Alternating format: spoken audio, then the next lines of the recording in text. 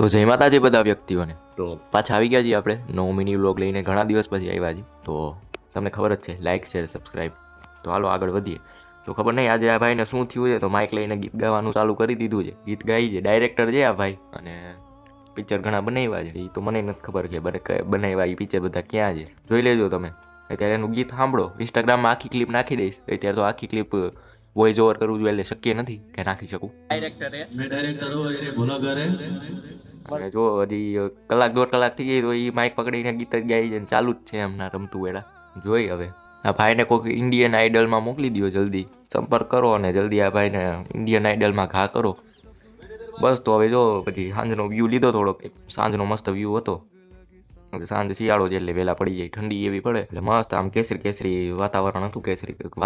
કેસરી કેસરી આકાશ હતું. તો ભલે બસ આજના બ્લોગમાં આટલું જ તે. વધારે શું મારે હવે બોલવું, વધારે ક્લિપ નથી લીધી આજે, થોડીક જ ક્લિપ લીધી છે. તો મળીશું બીજા બ્લોગમાં. ભલે તો બધાને જય માતાજી.